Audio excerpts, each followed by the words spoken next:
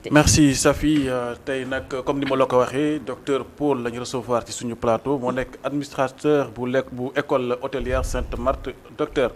ginnaaw bu ñu la nuyuwee dalal la ñu bëgg a waxtaan rek lépp lu jëm ci wàllu formation maanaam tàggat gi ngeen di tàggat étudiants yi. tey nag ñu gisoon ni ay jamono da ngeen dugaloon benn requête du 25 août 2023. Vous aviez introduit un recours en annulation de l'arrêté numéro 24 395.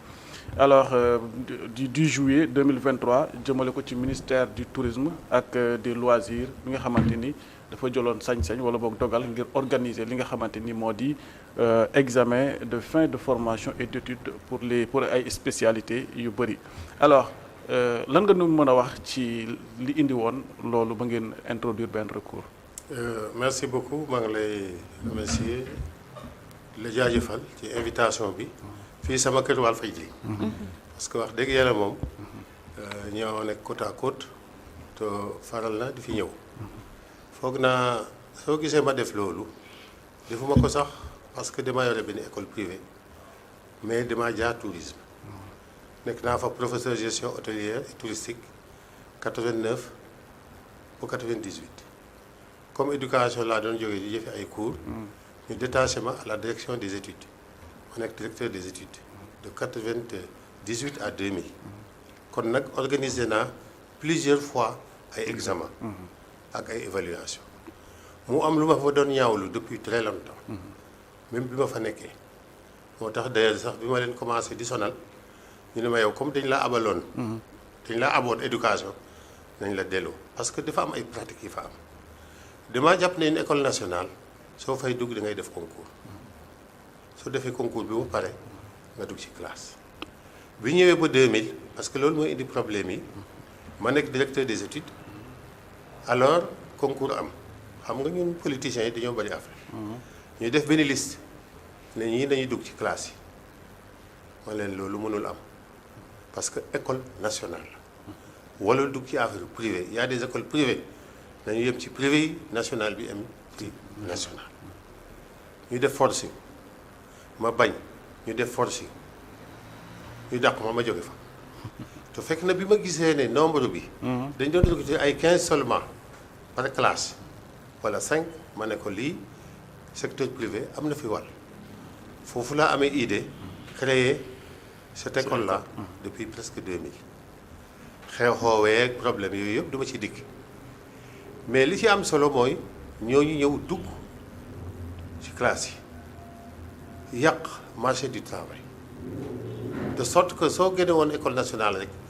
fierté la woon parce que yaa ngi amoon l'emblème de l'école nationale. Aujourd'hui soo fa demee 90% effectif école boobu c'est des privés j'ai dit que donc école bi doxatul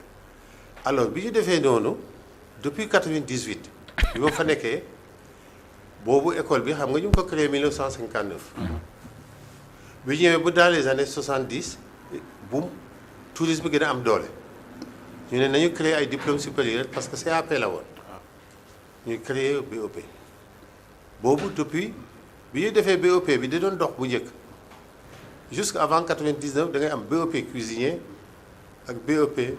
commis de restaurant mais texte yi ko réglé régir texte enseignement technique la léegi nag man leen adduna bi xam nga boobu déjà man maa ngi jóge woon j'ai voyagé j'ai fait mes études en Inde dem naa France dem naa Italie foofu laa mujjee defee sama spécialisation en aménagement touristique loolu moo dee sax taxoon yóbbu ma sab ko ma ne léegi gars yi dañu spécialisé wu polyvalence amatul ñu ne dañ koy def par force ma ne d'accord boobu maa nga fa de ma ne ko mais ban texte moo organisé examen BOP restauration parce que texte 71 bi créé BOP ak texte bi 73 bi créé BOP cuisine cuisinier ak BOP serveur waxuñ ci restauration te yéen moom ngeen di évoqué alors loolu ma koy kaas boo njëkkay yóbbu samay étudiants en 2002 toujours may bind gouvernement bi bind état bind président ne ko nag il faut une loi pour réglementer le secteur là parce que formation professionnelle dafa tuumaranke yàlla def bi ñu ñëwee ba 2015 mu am la loi d'orientation sur la formation professionnelle bu wax nag ne examen yi yëpp ak concours yi yëpp ak secteurs yi yëpp enseignement technique et formation professionnelle moo ko war a yor fekk na it am naa foofu expérience parce que nekkoon naa prof de comptabilité de la FOS 8 ans nekk naa enseignement technique d'âge chef de stage lépp xam naa ko te bi may jël ministère boobu 800 millions la ñu amoon budget aujourd'hui le ministère est à 129 milliards donc état bi dégg na ci bët alors ñu continuer mooy bind di bind ba finalement dañ maa jox benn mbaxane tukulóor ne kii daal day kaas rek day kaas rek ministre bu ma bëgg a gis sax sama tur dafa fay jiitu de sorte que sax du ma dem audience 2023 ma bind Mame Mbaye Niang ne ko lii xew nag il faut que ngeen régler ko parce que école nationale mu ngi jalgati nekkatul école nationale parce que li fay xew gis naa notre ami Traoré directeur des études bu école nationale di def benn sortie ci OBS boo xam ne foofu laa def sortie une école nationale li ma gëm mooy école nationale de police école nationale d'administration école nationale de formation maritime école yooyu ay concours la tu ñu fa dugg formation privée nañ ko bàyyeel école privée li problème bi nag mooy bi ñu ñëwee ba 92 ñu autorisé école de formation nationale yi école nationale yi ñu générer ay ressources maanaam recruter ay candidats yooyu di fay affaire bi gën a garaaw au niveau du tourisme man ma bind inspection générale d'État ne leen li fi xew nag il faut ngeen wax ci mu am une inspection parce que loolu yëpp ay détails la mais pour ma ñëw ci lii comme ñoom dégluñu ma Mame Mbaye Niang ma ñëw ci les nouvelles autorités ma bind Diaw ki nekkoon ministre du tourisme bind njëkk saare bi nekk fii ma ne leen lii il faut que ñu profiter ci nouveau gouvernement bi nouvelle alternance bi pour régler ko kenn tontuwuma man nag ma ne comme noonu la jubanti te jubanti te foofu laa bokk temps maa leen campagnal jaare présidentielle ak législative parce que li ma ci gëm mooy projet bi ni ñu ko tagee woon dama koo gëm ma ne ko dama cee am wàll pour nag ma indi sama contribution il faut ma wane ne affaire bi mën na changer Sénégal a ngi changer man itam naa bokk ci ñuy apporter changement ma saisir par le biais de mon avocat la Cour suprême indi texte yi indi lépp Cour suprême génne arrêt bi ne ko prérogative yow tourisme ministère dañ laa wax ngay lijjante affaire tourisme ak loisir enseignement technique loolu te depuis 2015 kenn ñi moo ko appliqué léegi nag mu nekk occasion pour le ministère de l'enseignement technique ñu saisir opportunité boobu ñu def fa ay réunion defaat fa ay réunion parce que du ñun rek tourisme waa formation waa santé ñu ngi ci problème yooyu léegi nag loolu moo indi problème bi ñu ñëw ñu def réunion saa yi bi ñu defee réunion ñu leen invité ñoom du ñu ñëw ñu ne loolu du ñu tere ñu avancé la ñuy def examen BEP option cuisinier option BEP kii restaurant commis de restaurant te ñoom ñëwuñu ma leen di yégal nag ne li taxoon bu ñun ñu saisir la Cour suprême ci seen organisation ak décision Cour suprême bi dañ ko war a appliquer maanaam Sénégal ñu ngi appliquer ay lois mais xam nga problème bi lan la pour que structure état ab particulier ku mel ni Paul Faye un petit citoyen def fexe ba mu appliquer loi mooy problème bi da ngay xool ñun ñuy nekk ay bailleurs pour université ak suñu xaalis bi ñuy yoreel depuis des années bañ ñu fay mais mënoo génne étudiants yi man j'ai des immeubles yoo xam ne ñu nga fa di ñu génn te ñoom di ñu fay xam nga loolu aussi miti na bii yoon nag ñaari ministère ñoo di jotee gis naa si bi di wax ne ñun enseignement technique dañuy def approche par les compétences loolu du loolu parce que ñoom xam nga dafa am ñaari catégorie pédagogie la pédagogie par objectif mooy ñun yëpp li ñu doon def nga kóoru fii réciter fii ensuite mu ñëw am approche par les compétences maanaam approche métier man bi ma amee sama maîtrise Sciences Éco bi ma demee entreprise mënuma sax passé benn opération comptabilité kooku la pédagogie par objectif la gars yi ne léegi métier rek BEP cuisinier BEP boulanger BEP lii BEP lale donc métier bi la ñu kii loolu nag du argument parce que texte yi benn la ñoom dañoo war a respecter la loi te léegi saa yi bu ñuy defee seen arrêté génne ko man dinaa ko attaqué Cour suprême ne ñoom appliqué wuñu donc li ma ci gis mooy mois de mars ñu ngi commencé di déposer ay documents pour les examens de 2026 man nag bukkatuma enseignement technique man retraité naa mais maa ngi ci ba léegi parce que maa ngi dem ci seen séminaire yi nañu wax ministre yi premier ministre na ñëw siffler la fin de la récréation ne ñii loi bi nañ ko topp nañu fab seen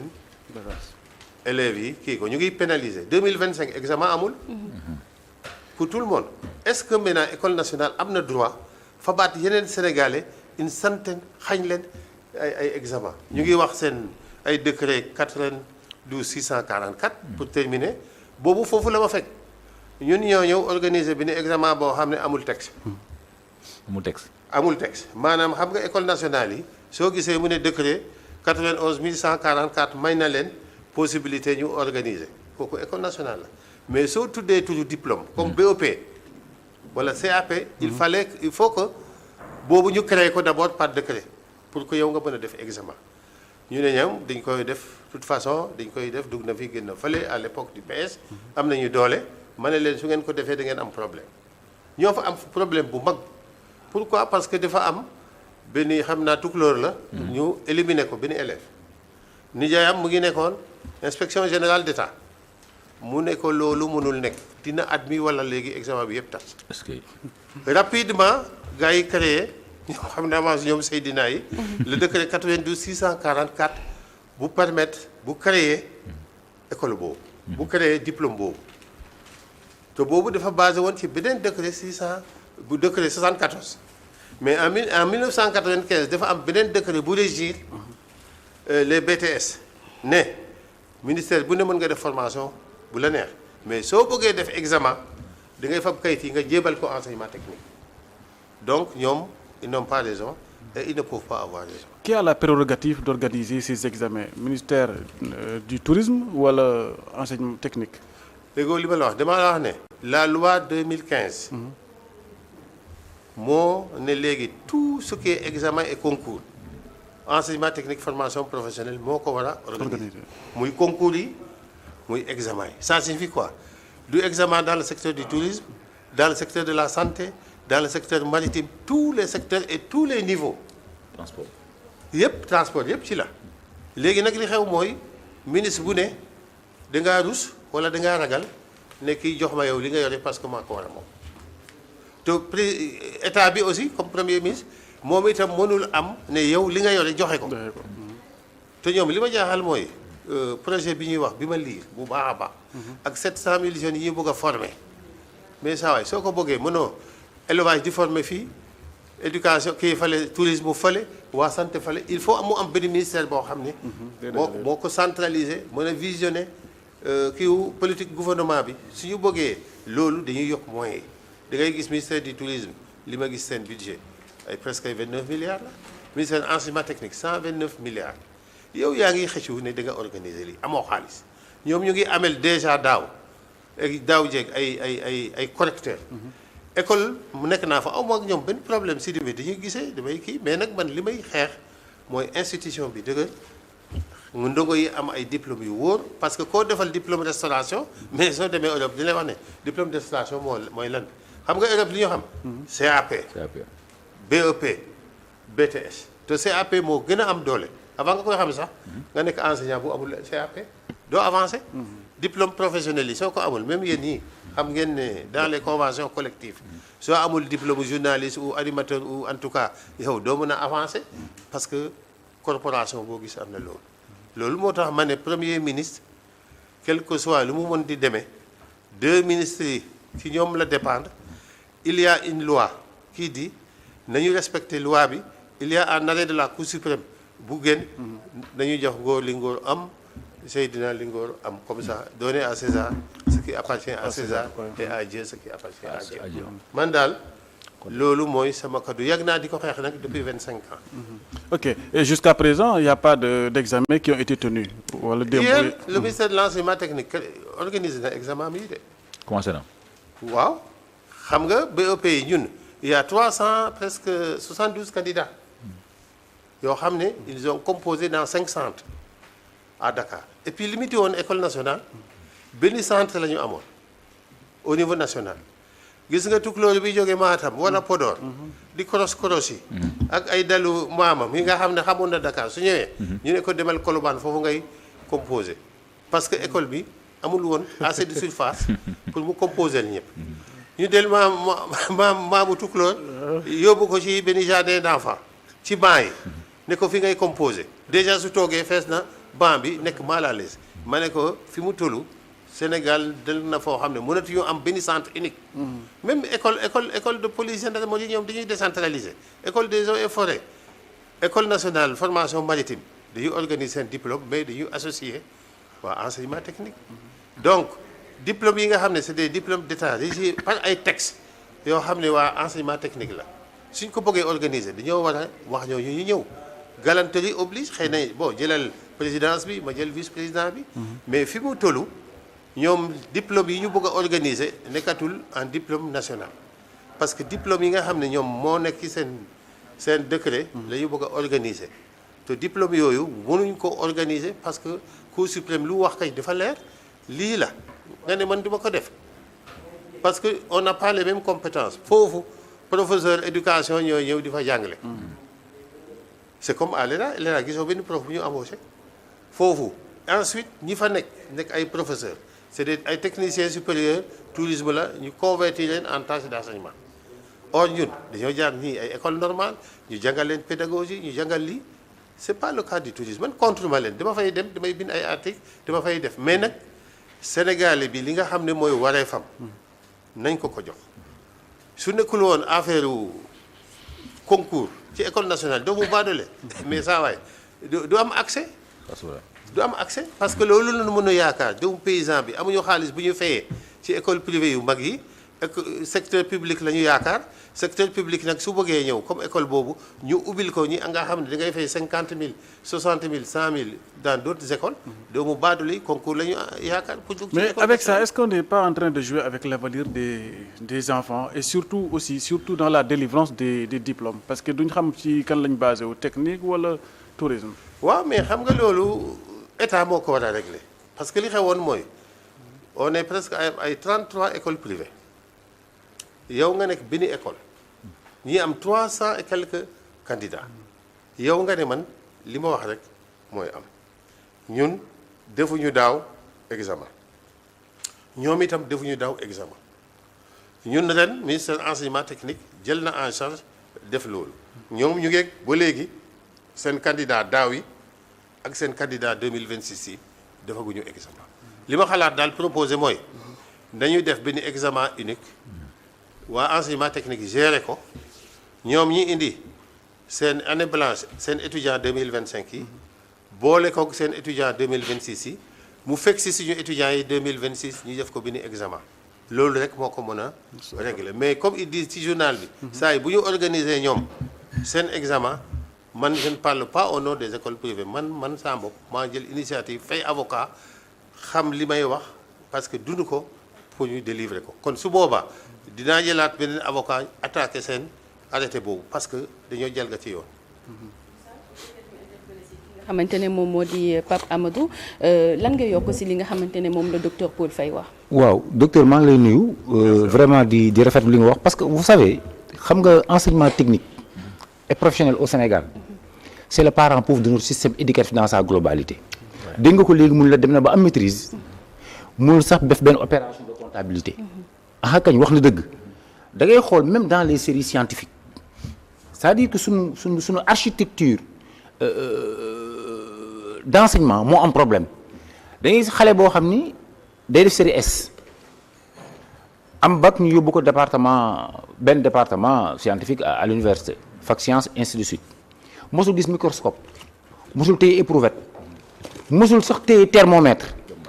dans ces conditions là va dans nos écoles Seydina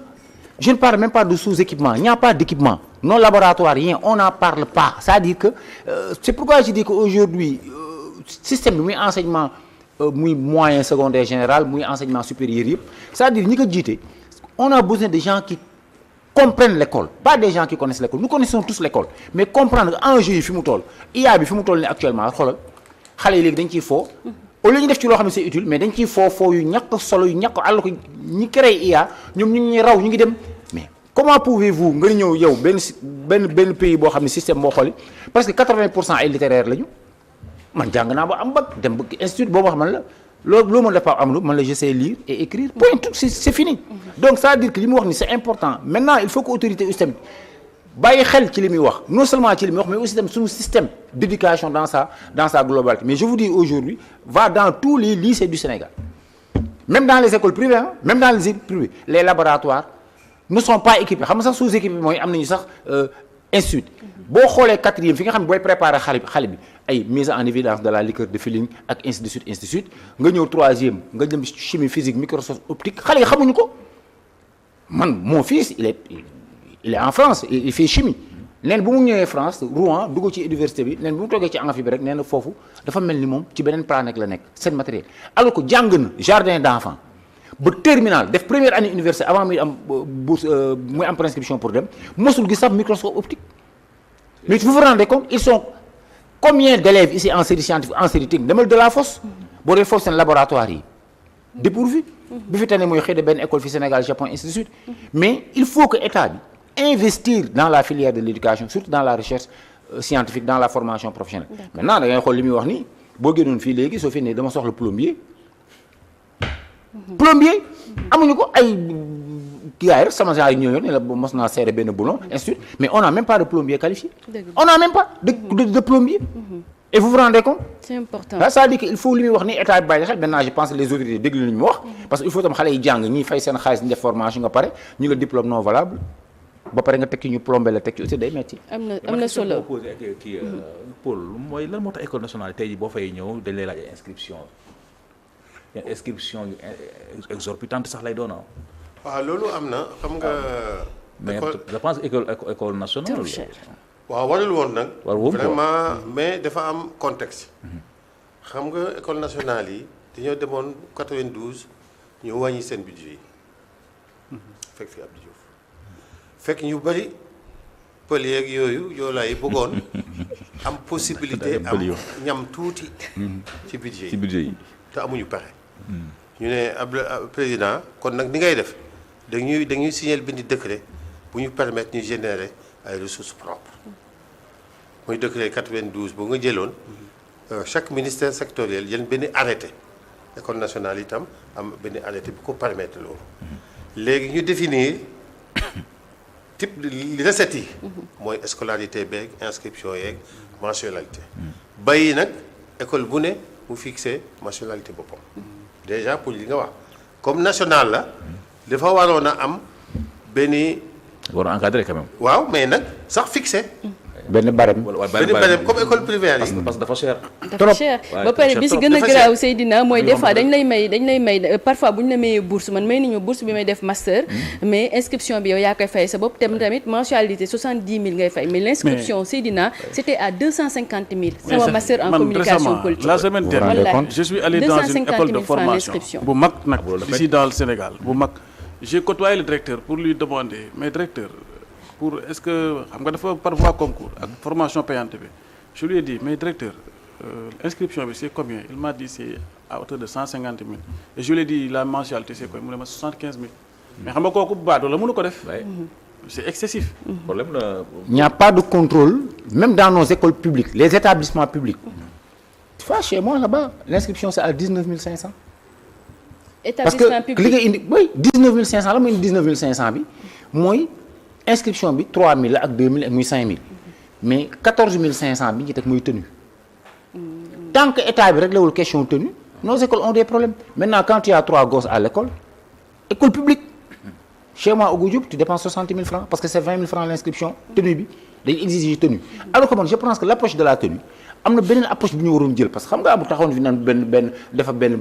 kii national pour am des tenues pour l'ensemble des élèves xam nga Macky Sall moo ko fi commencé woon après finalement xaw ma projet boobu fan la mujj ñii ñëw ne woy confection ay tenues d'accord nañu ay tenues mais boo xoolee tey boo amee ñetti doom yu ñëw école nga war a joxe 60 000 francs ganu sax am na ci principaux yoo xam ni madame Diodio Ba maa ngi lay nuyu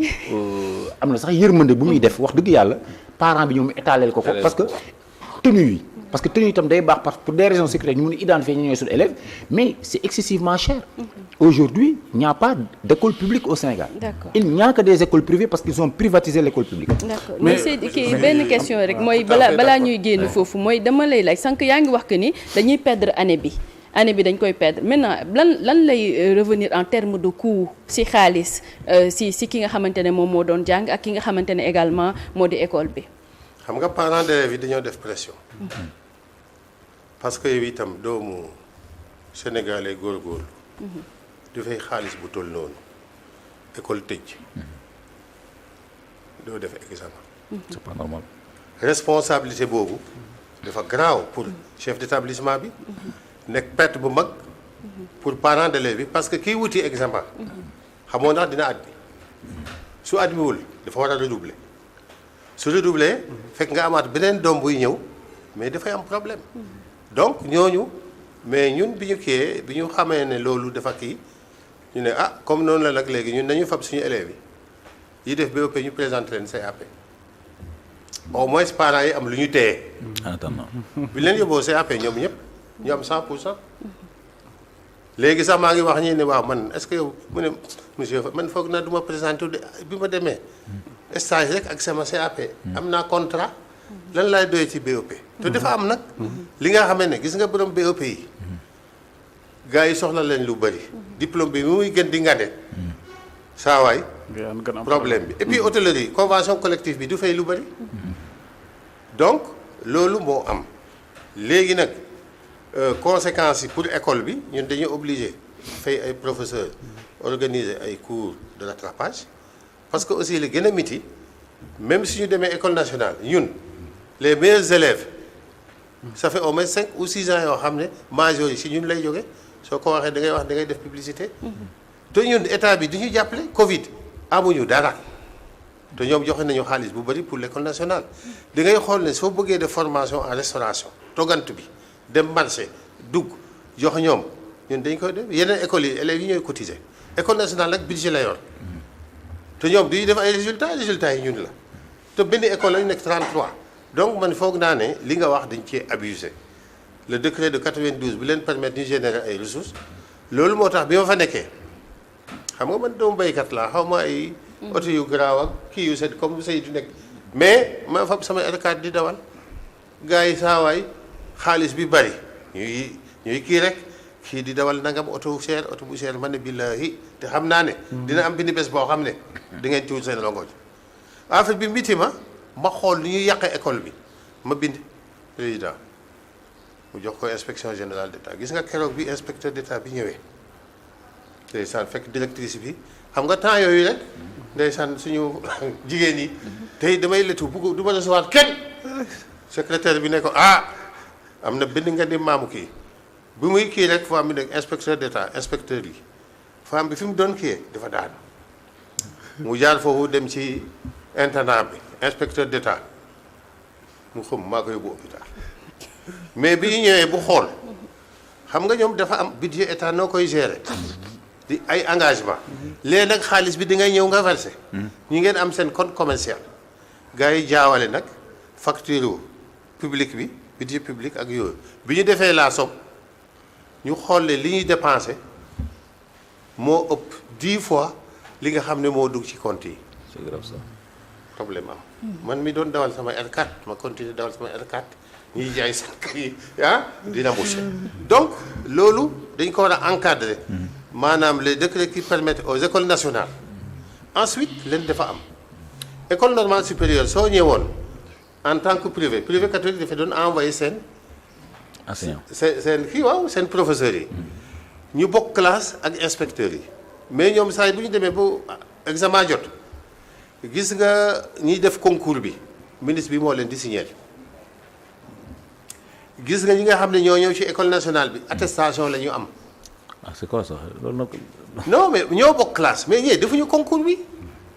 ñii ñoo def concours bi donc il faut cette discrimination là mu am amoon na université les instituts là ñoom comme ESP ñoom dafa am partie boo xam ne dañuy def concours dugg am partie yoo xam ne privé la mais ñiy def concours ci li ma mujjee xam recteur bi su ñu amee diplôme moo koy signé mais ñeneen ñi directeur institut bi moo koy signé ku nekkul ci biir nag da ko xam. ok dañ ko réglementé daal. boo ñëpp gis ci seen bopp surtout nag yombalal doomu kii bi loolu sénégalais moyen ñu wàññi les coûts bañ a privatiser les écoles nationales. mais noo gisee politique bi nga xam ne maa ngi dégg premier Ousmane Sonko di ko wax comme quoi que ne il faut que léegi ñu accompagner xale yi. maanaam léegi au lieu léegi ñuy dem université dafa yàgg dafa génn ak doctorat te fekk du ñu am benn métier dañuy pousser à ce que vraiment ñu gën a revaloriser li nga xam moom mooy formation professionnelle ba su ko defee képp koo xam élève nga à partir de BFEM rek ñu orienté la nga commencé def sa métier comme ça su ko defee ñu jéem a xool naka lañ lay insérer. mais loolu moo am ci adduna bi. gis nga léegi la réforme de l'enseignement technique bi mu commencé 2005 ñu nga fa woon léegi loolu moom d'accord naa ci bu baax a baax ñu teel ko def parce que da ngay dem bu am maîtrise master doo mën a def dara donc loolu moom man projet bi dama ko jàng gis ko. je suis tout à fait en phase avec. alors mais qu'est-ce qu'il faudrait faire surtout bu ñu xamee ni aussi ministre du tourisme amul prérogative organiser ay concours bi donc est-ce que duñ delloo lépp ministère de la formation professionnelle et technique une bonne fois pour toutes et aussi yow ban jéego nga ci def à l'heure actuelle avec les nouvelles autorités. xam nga man li ma waroon. gis naa injustice bi ma fa nekkee. dénoncé naa ko depuis 98 continué naa di ko dénoncer ba les nouvelles autorités ñëw ma leen di remercier au passage lii door a am ki nga xam ne moo jiite mbir mi muy premier ministre mooy arbitre mooy wax ne lii mooy am gis nga sama wargal jeex na dans la mesure où dem naa boo waa Cour suprême ñuy juger sur document xam ne Paul Faye bi kat li mu wax il a raison mu génne benn arrêt comment ni ñu koy appliquer et puis l'agent judiciaire de l'État était là-bas ni ñu koy appliquer arrêt boobu nag nekkatul Paul Faye waa tourisme nañu conformer à cet arrêté là ñoom sax dafa xaw a ruslu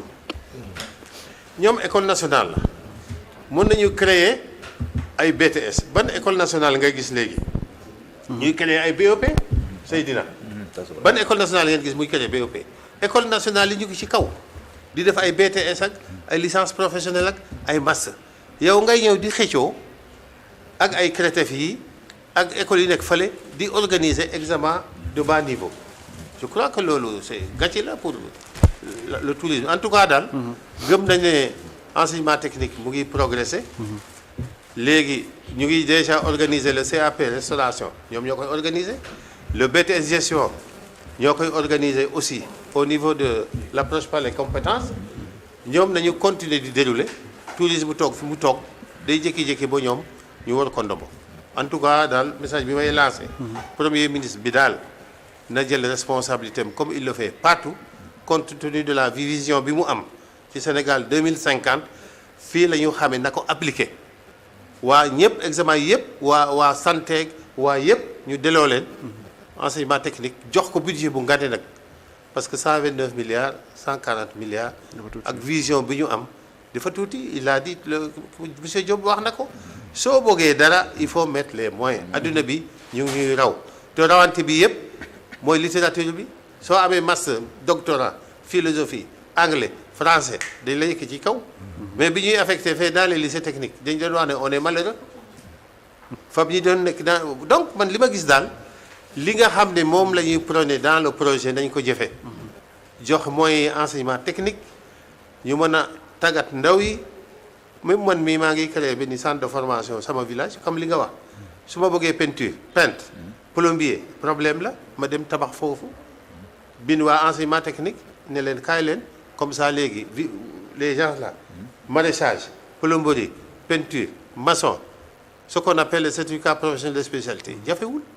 je crois que je vais démarrer au mois d'avril ou de juin loolu dafa am solo sénégalais bu ne dafa war a accompagner projet bi am njëriñ fi mu dëkk yow Matam xaw ma loo fay def xaw ma Jolof xaw ma da ngay sam nag xaw ma lay def Diop aussi mais man li ma gëm mooy ku nekk li ma loolu moo ma dugaloon ci politique lu ma def suñu waa dëkk foofu la du courant ma fa indi ndox ba lépp li ma gëm daal nit day am njëriñ fi mu dëkk parce que ñi ma doon àndal lay àndal ba léegi ñoo nekkoon di sam ñun ñuy jóge ci gett ba di ñëw école boobu xamuñu sax njëriñu école suñ demee it ñun itam dañ leen war a jëloo ndukkal Sénégal ku mu tàggat ba nga toll nii da ngaa war a am loo def. ñu nommé la ministre wala ñu bañ laa nommé ministre. en tout cas daal man loolu d'accord naa ci nañu mettre les moyens suñu bëggee résoudre le chômage des jeunes day jaar par la formation professionnelle tàggat ndaw yi. da nga si yokk dara balaa ñu waaw seulement pour dire rek finalement soit on sait ce que l'on veut mais on ne sait pas ce que l'on ne veut pas parce que finalement enseignement bi fi mu tollee nii même sans que yaa ngi koy wax ci curricula yi approche par les compétences comme li nga wax ni savoir faire savoir être ainsi de suite yooyu dafa dañu ko dugal ci approche yi nga xam ne benn approche pédagogique la mais malheureusement ba léegi on a un problème d'orientation de nos élèves malheureusement le système est là encore c'est toujours le système français qui est là malgré les approches et on est en train de détruire l'éducation ñun ñuy jàngale on est en train de détruire l'éducation à petit feu et tous lan la parce que coopérants yi muy particulièrement la France ñooy impulser ay dynamique de système éducatif yoo xam ni sunu inspecteurs yi nekk dans les bureaux bañ gëjee yor CREI boobu la joor deewagul donc seen bureau la ñu toog cravate naan ñu woy lii mooy faar yi lii mooy approche yi lii mooy institut alors que xamatuñu réalité yi aujourd'hui boo ñëwee tey rédaction suñu jamono Seydina sur 10 la woon boo daan def mais pour nga am 5 wala 6 sax coono la woon mais maintenant on te donne rédaction dans nos écoles déjà élève bu téyee feuille rek il a 8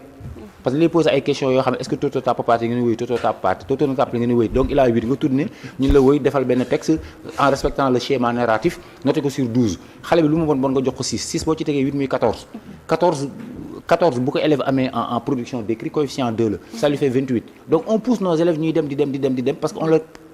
on crée des conditions pour que élèves mën a am moyen dem classe passer beneen classe ainsi de suite moo tax bu ñu ñëwee ba BFM ay déchets la ñu am bu ñu ñëwee bac déchets la ñu am booy bi ñu demee université ku ci wax tubaab nga yaakaar ni classe élémentaire la nekk mais c'est la catastrophe parce que tout simplement personne ne dit rien mais on est en train de déconstruire le système éducatif sénégalais et c'est malheureux te fi ñu koy gën a jooyee nag mooy fi nga xamante ne moo di métier yi jëm si wàllum pétrole wala lu jëm si wàllum gaz wala lu jëm si wàllum industrie nga xamante ne xale bi day dem jàngi école waaye duñu def formation école duñ ko allié def déjà dañuy ñëw loo leen jox ñu bënn ko outil bi nga xam ne moo la mën a permettre nga mën a liggéey ci plateforme yi wala ni ñu la war a former outiller la jox la matériel équipé laboratoire yi amul mun loo créer ay scientifiques alors que dans nos écoles les laboratoires man je me rappelle au temps de Diouf fii laa jàngee point E mais amoon nañu benn prof SVT sciences naturelles à l'époque madame Saré mais daf ñu daan yónni meew ay soble ñu def mise en évidence de la liqueur de filine di génne ay épidèmes def ay expérience institut monsieur Ndiaye suñu prof chimie dañ di wut ay lentilles ñuy def ay affaires technologie dañ ko daan def ainsi de suite ñuy monter man ba may def troisième mën naa monter système d'eau dans un bâtiment en classe de troisième dañu ko jàng monsieur Tamba maa ngi koy saluer au passage en troisième boo mu dugaloon ci bâtiment ne ma montel te boobu maa ngi enseignement maa ngi woon CM Mathurin Diop ñuy boole bloc scientifique technique mais malheureusement au Sénégal je le dis Sophie on est en train de déconstruire le système éducatif suñu xale yi dañu leen pousse ñuy dem rek au final xam ngeen xale bu ci wax tubaab de parce que booy amatuñu base bi mooy norme yi dañuy pousse rek nga am moyenne 14 moyenne 15 ñuy dem alors que bu ñu bàyyi woon enseignants yi ñun laaj ni loo leen xalaat malheureusement dañuy imposer ay programmes yoo xam ne sans associer les enseignants c'est pas possible c'est important moo tax yéen comme yéen ak docteur Paul Faye waroo leen di noppi Moussa ma bàyyi la nga daaneel. waaw merci mère Teresa tey amoon nañ mbégte loolu dalal fii docteur Paul Faye di administrateur bu école hôtellerie Sainte Marthe docteur en tout cas merci d'avoir répondu à notre invitation. Merci beaucoup à vous tous et bonne chance. merci docteur xam naa da ngay des ak ñun wala peut-être Moussa yow tamit ñu ngi lay sant bu baax di la gërëm ñu dem nag jëli ji suñu beneen rubrique di li nga xamante ne moo di chronique du jour ñu ànd si ak ki nga xamante ne moo di Papa Amadou.